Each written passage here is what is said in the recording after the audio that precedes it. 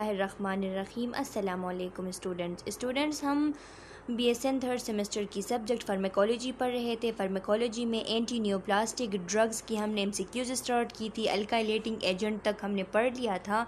आज alkylating agent से आगे हम पढ़ते स्टूडेंट्स के यहाँ पे अल्काइलेटिंग एजेंट के स्लाइड से अगर MCQs बनाए गए तो फिर ये बनाया जा सकता है कि नॉर्मली जो स्टूडेंट्स जो बेस पेयर होते हैं ना, उनमें वीक हाइड्रोजन बॉन्ड होती है। तो अल्काइलेटिंग एजेंट क्या करते हैं, इनका साइटोटॉक्सिक इफेक्ट ये होता है कि ये बेस पेयर की आपस में वहाँ जाके वहाँ पे उनकी इंटरकलेशन करते हैं और फिर उनमें कोवेलेंटली बाइंडिंग हो जाते हैं DNA के साथ। यानी ये जाके इनकी साइटोटॉक्सिक इफेक्ट इस तरीके से करते हैं कि ये वहाँ पे DNA के साथ कोवेलेंटली बाइंडिंग होते हैं। तो MCQs बन सकती है कि अल्काइलेटिंग एजेंट जो है वो किस बाइंडिंग के थ्रू DNA के साथ बाइंडिंग होते हैं। तो आप लोगों को पता होना चाहिए कि ये कोवेलेंट बाइंडिंग है। इसके अलावा MCQ इस तरह बन सकती है कि जो लिखा है कि all are mutagenic and carcinogenic and can lead to secondary malignancy such as acute leukaemia. MCQs में पूछा जा सकता है कि वो कौन से एंटी न्यूप्लास्टिक ड्रग्स है जो कि म्यूटेजेनिक भी है और कार्सिनोजेनिक भी है, इनकी वजह से सेकेंडरी कैंसर काज हो सकती है, सेकेंडरी मेलिग्नेंसीज काज हो सकते हैं। तो आप लोगों को पता होने चाहिए कि अल्काइलेटिंग एजेंट है जो कि म्यूटेजन भी है, यानी ये जो जीन में भी म्यूटेशन काज करते हैं और इसी वजह से ये कार्सिनोजेनिक है, ये खुद भी कार्सिनोजेनिक है, इनकी वजह से सेकेंडरी मेलिग्नेंसीज काज होती है।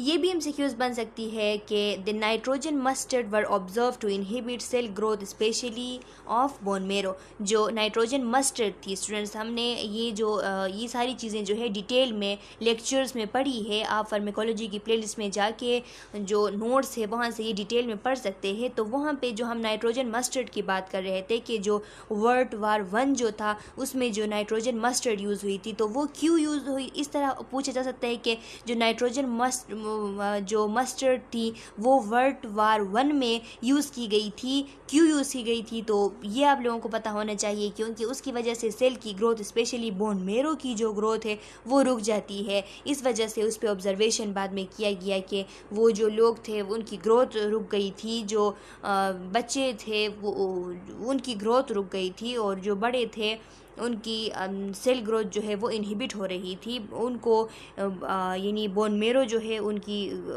जो ब्लड सेल्स जितने भी है वो रिड्यूस हो रहे थे क्योंकि बोन मेरो सप्रेशन हो रही थी। तो इस वजह से इस पर ऑब्जर्वेशन किया गया और फिर अल्काइलेटिंग एजेंट्स जो है वो बनाए गए।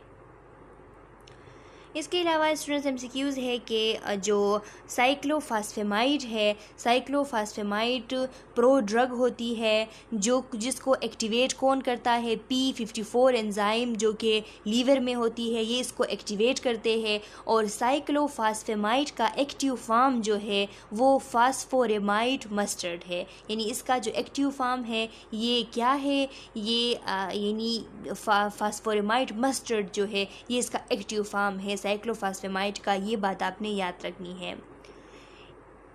It is also a potent immunosuppressant. तो इस तरह भी MCQs बन सकती है कि वो कौन सी अल्काइलेटिंग एजेंट है जो कि पोटेंट इम्यूनोसप्रेसेंट भी है, जो कि ऑटो इम्यून डिसऑर्डर्स को, फॉर एग्जांपल जो नेफ्राइटिस वगैरह है, रेहमेटोइड डिसऑर्डर्स है, इनको ट्रीट करने के लिए, ऑटो इम्यून नेफ्राइटिस को ट्रीट करने के लिए, रेहमेटोइड डिसऑर्डर्स को ट्रीट करने के लिए कौन सी अल्काइलेटिंग एजेंट यूज़ की जाती है। तो आप लोगों को पता हो कि ये साइक्लोफास्फेमाइड है। और साइक्लोफास्फेमाइड की जो मेजर एडवर्स इफेक्ट है वो हीमोरेजिक सिस्टाइटिस है। ये बात भी आपको याद रखनी है। यही हमने कहा था ना कि ब्लडर टॉक्सिसिटी जो है वो साइक्लोफास्फेमाइड की वजह से पैदा होती है। तो वो ब्लडर टॉक्सिसिटी कौन सी है, हीमोरेजिक सिस्टाइटिस है। यानी ब्लडर में इस तरह की इन्फ्लेमेशन हो जाती है कि इससे हीमोरेज भी होता है। Because of their excellent central nervous system penetration, carmastine and lomastine have been used to treat brain tumors। तो ये भी MCQs बन सकती है कि अल्काइलेटिंग एजेंट में कौन से अल्काइलेटिंग एजेंट है जो कि ब्लड ब्रेन बैरियर को क्रॉस करती है और इसको क्रॉस करने की वजह से इनको ब्रेन ट्यूमर के लिए यूज़ किया जाता है। तो आपको याद हो कि वो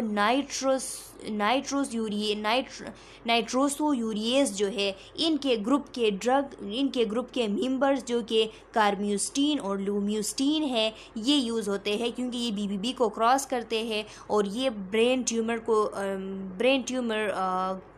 को ट्रीट करने के लिए यूज़ किए जाते हैं।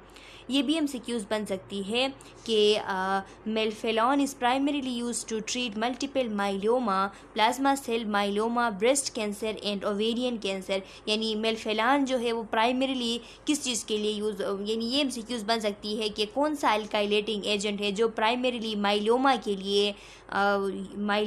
लिए, ओवेरियन कैंसर को ट्रीट करने के लिए, ब्रेस्ट कैंसर को ट्रीट करने के लिए यूज़ की जाती है। MCQs ये बनेगी अगर बन गई यहाँ से कि कौन से अल्काइलेटिंग एजेंट है जो कि माइलोमा को ट्रीट करने के लिए बेसिकली प्राइमरीली यूज़ होती है। तो आपको पता होना चाहिए कि ये मेल्फेलान है जो कि प्राइमरीली माइलोमा को काज करने के लिए, ट्रीट करने के लिए यूज़ होती है। In age patient busulfan can cause pulmonary fibrosis, busulfan lung. ये बात आप लोगों को पता हो कि जो अल्काइलेटिंग एजेंट है बुसल्फान, ये जब एजिड पेशेंट को दिया जाता है, ओल्ड पीपल्स को, तो उनमें ये पल्मोनरी फाइब्रोसिस काज करती है, यानी लंग्स की स्कार फॉर्मेशन काज करती है। उसको हम कहते हैं कि ये बुसल्फान लंग है। तो ये MCQs ज़रूर बन सकती है अगर यहाँ से MCQs उठाया जाए। एक तो वो ब्लियोमाइसिन लंग्स था, यानी MCQs ये भी बन सकती है कि कौन सा एंटी ट्यूमर एंटीबायोटिक है जो कि लंग्स की फिब्रोसिस काज करता है, पल्मोनरी फिब्रोसिस, जिसको ब्लियोमाइसिन लंग कहा जाता है। तो वो आपको पता होना चाहिए कि वो ब्लियोमाइसिन है। और अगर अल्काइलेटिंग एजेंट्स में पूछा गया तो वो बुसल्फान है। तो आपने पल्मोनरी फाइब्रोसिस को पहले देखना है, फिर क्वेश्चन में देखना है कि वहाँ पे अल्काइलेटिंग एजेंट्स में पूछ रहा है या फिर वो एंटी ट्यूमर एंटीबायोटिक्स में पूछ रहा है। या ऐसा भी हो सकता है कि MCQs बने कि उसमें अल्काइलेटिंग एजेंट का जिक्र ना हो और एंटी ट्यूमर एंटीबायोटिक का जिक्र ना हो, सिर्फ कहे कि पल्मोनरी फाइब्रोसिस। और तो अगर ऐसा क्वेश्चन बना तो इसके ऑप्शन में या तो बुसल्फान होगा या तो ब्लियोमाइसिन होगा, दोनों एक साथ नहीं हो सकते। और अगर दोनों एक साथ हो गए तो ऑप्शन C होगा, बोथ A एंड B। तो फिर आपने both A and B choose करनी है। थियोटीपा है स्टूडेंट्स अल्काइलेटिंग एजेंट में। थियोटीपा से अगर MCQs बन गई तो ये बन सकती है कि जो थाइलीन फास्फोरेमाइड, यानी it is active in bladder cancer.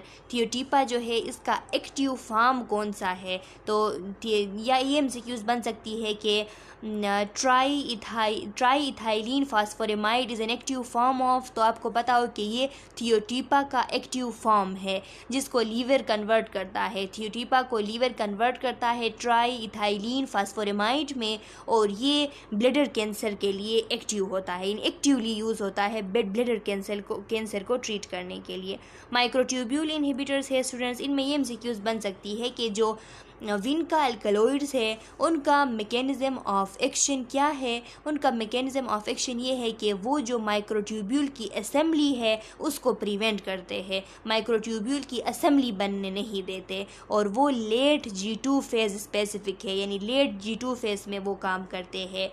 विनब्लास्टीन, विनक्रिस्टीन, विनडेसिन and विनोरेल्बीन जो है ये तमाम अल्कलॉइड के टाइप हैं, विंका अल्कलॉइड्स के टाइप है, और ये पेरीविंकल नाम का एक प्लांट है, विंका रोजिया जिसे कहा जाता है, उस प्लांट से एक्सट्रैक्ट किए गए हैं, उस प्लांट से डिराइव्ड हुए हैं। तो ये तो इतना अहम नहीं है, इसमें जो बात अहम है वो ये है कि MCQs बन सकती है कि कौन से ड्रग्स जो है वो प्रिवेंशन ऑफ माइक्रोट्यूब्यूल असेंबली करते हैं लेट G2 फेज़ में। तो ये आप लोगों को पता हो कि ये विंका अल्कलॉइड है, या विंका अल्कलॉइड ऑप्शन में नहीं होगा विनब्लास्टीन होगा, विनक्रिस्टीन होगा, या फिर होगा विनडेसिन या फिर विनोरेल्बीन। तो इसलिए आप लोगों ने इस ग्रुप के मेंबर भी याद करने हैं और विंका अल्कलॉइड इस ग्रुप का नेम भी याद रखना है। और अगर MCQs बने कि कौन से drugs prevention of microtubule assembly करते हैं लेट G2 फेज़ में, तो आप लोगों को ये ड्रग्स के नेम और ये विंका अल्कलॉइड भी याद हो तो आप आसानी से चूज़ कर सकते हैं। माइक्रोट्यूब्यूल इनहिबिटर है स्टूडेंट्स, माइक्रोट्यूब्यूल इनहिबिटर्स में ये जो पेक्लिटेक्सिल और डॉक्सीटेक्सिल है, इनको ये जो डॉक्सीटैक्सिल है इसको टेक्सान भी कहा जाता है, यानी टेक्सान नाम से ये आता है। तो इनके मैकेनिज्म ऑफ एक्शन के बारे में एमसीक्यूज़ ये बन सकती है कि M phase of the cell cycle, यानी ये कौन से फेज़ में ज़्यादातर एक्टिव होते हैं। तो जो माइटोटिक फेज़ होता है उसमें एक्टिव होते हैं। इसमें क्या होता है इनके बारे में पूछा जा सकता है कि कौन से ऐसे ड्रग है जो कि पॉलीमराइजेशन जो होती है और स्टेबलाइजेशन जो होती है पॉलीमर्स की, यानी पॉलीमर्स की स्टेबलाइजेशन और उसकी जो पॉलीमराइजेशन होती है उसको कौन से ड्रग प्रमोट करते हैं, यानी डिसअसेंबली नहीं करते बल्कि उसको पॉलीमराइज करते हैं, पॉलीमराइज करके और स्टेबल कर देते हैं। इस तरह उसको स्टेबल कर देते हैं कि माइक्रोट्यूब्यूल की एकमुलेशन हो जाती है, जिससे जो आगे का नॉर्मल प्रोसेस था वो रुक जाता है। तो कौन से ड्रग्स, ये भी एमसीक्यूज़ बन सकती है कि कौन से ड्रग्स है जो कि एकमुलेशन ऑफ माइक्रोट्यूब्यूल करते हैं। तो आप लोगों को पता हो कि ये पेक्लीटैक्सिल और डॉक्सीटैक्सिल है।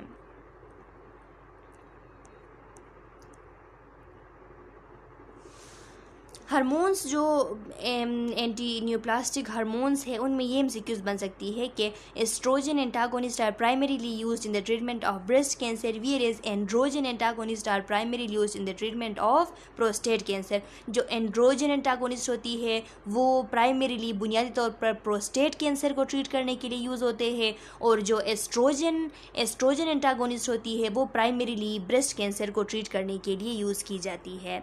ग्लूकोकार्टिकोइड्स में से ये एमसीक्यूज़ बन सकती है कि प्रेडनिसोन जो है वो एक पोटेंट एंटी इन्फ्लेमेटरी ड्रग है, और अगर ये हाई डोजेज़ में इसको दिया जाए तो ये लिम्फोसाइटोलाइटिक है, यानी लिम्फोसाइट्स को ये लिम्फोसाइट की लाइसिस करता है।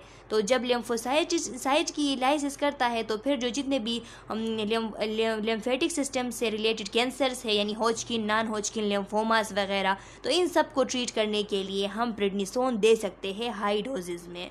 जब इसको हाई डोजेज़ में देते हैं तो फिर यहाँ ये इसकी वजह से हाइपर यूरिसीमिया भी काज होती है, ये भी आपने याद रखनी है। हाइपर यूरिसीमिया इसलिए काज होती है क्योंकि लिम्फोसाइट की ब्रेकडाउन होती है। टेमोक्सिफिन के लिए ये एमसीक्यूज़ बन सकती है स्टूडेंट्स के, टेमोक्सिफिन जो है वो इज़ द एंटागोनिस्ट ऑफ, या टेमोक्सिफिन इज़ एन, ऑप्शन में होगा androgen antagonist, estrogen antagonist, progesterone antagonist. तो आप लोगों को पता हो कि ये एस्ट्रोजन एंटागोनिस्ट है, और ये जो जितने भी पॉजिटिव ब्रेस्ट कैंसर होते हैं उनके लिए फर्स्ट लाइन थेरेपी के तौर पर ये यूज़ होता है, टेमोक्सिफिन यूज़ होता है, क्योंकि ये एस्ट्रोजन एंटागोनिस्ट है, और एस्ट्रोजन की जब लेवल ज़्यादा हो जाती है तो इसकी वजह से ज़्यादातर ब्रेस्ट कैंसर हो जाती है। एरोमेटेज इनहिबिटर्स है स्टूडेंट्स, यहाँ पे ये एमसीक्यूज़ बन सकती है कि जो एस्ट्रोजन, जो पोस्ट मेनोपाउजल वुमेन होते हैं उनमें एस्ट्रोजन की सोर्स क्या है, तो उनमें एस्ट्रोजन की सोर्स पेरिफेरल एरोमेटेज रिएक्शन है या पेरिफेरल एरोमेटाइजेशन है, ये बात आपने याद रखनी है। और ड्रग्स के हवाले से ये बात याद रखनी है कि एनेस्ट्रेजोल एंड लेट्रोजोल आर एरोमेटेज इनहिबिटर्स, यानी एरोमेटेज इनहिबिटर्स जो ड्रग्स है जो कि एरोमेटेज रिएक्शन को इनहिबिट करते हैं उनके मेंबर जो है एनेस्ट्रेजोल है और लीट्रोजोल है। These drugs inhibit the aromatase enzyme, ये जाके एरोमेटेज एंजाइम को इनहिबिट करते हैं। तो एरोमेटेज एंजाइम जब इनहिबिट हो जाती है तो फिर एस्ट्रोजन की कोई सोर्स नहीं होती पोस्ट मेनोपाउजल वुमेन्स में। Estrogen has been use in treatment of prostatic cancer, MCQs बन सकती है कि एस्ट्रोजन कौन से कैंसर को ट्रीट करने के लिए यूज़ की जाती है। तो आप लोगों को पता होना चाहिए कि ये प्रोस्टेट कैंसर को ट्रीट करने के लिए यूज़ होती है। Estrogen inhibit the growth of prostatic tissue by blocking the production of luteinizing hormone and decreasing the synthesis of androgen in the testis. या एमसीक्यूज़ ये बन सकती है कि which of the following drug inhibit the growth of prostatic tissue by blocking the production of luteinizing hormone thereby decreasing the synthesis of androgen in the testis. तो आप लोगों को पता हो कि ये एस्ट्रोजन है। गोनेडोट्रोपिन रिलीजिंग हार्मोन्स एनालॉग्स जो होते हैं वो किस लिए यूज़ होते हैं, तो ये आप लोगों को पता हो कि ये प्रोस्टेटिक कार्सिनोमास को मैनेज करने के लिए यूज़ होते हैं। जब इनको दिया जाता है तो फिर ये जाके जो पिट्यूटरी ग्लैंड है वहाँ जाके, ये एनालॉग्स है ना, तो वहाँ जाके जो वहाँ पिट्यूटरी ग्लैंड के लिए, पिट्यूटरी ग्लैंड को स्टिमुलेट करने के लिए जो हार्मोन्स रिलीज़ होती है तो ये उनको इनहिबिट करती है। ये जो गोनेडोट्रोपिन रिलीजिंग हार्मोन है, ल्यूटिनाइजिंग हार्मोन है, FSH है, इनकी रिलीज़ को इनहिबिट करते हैं।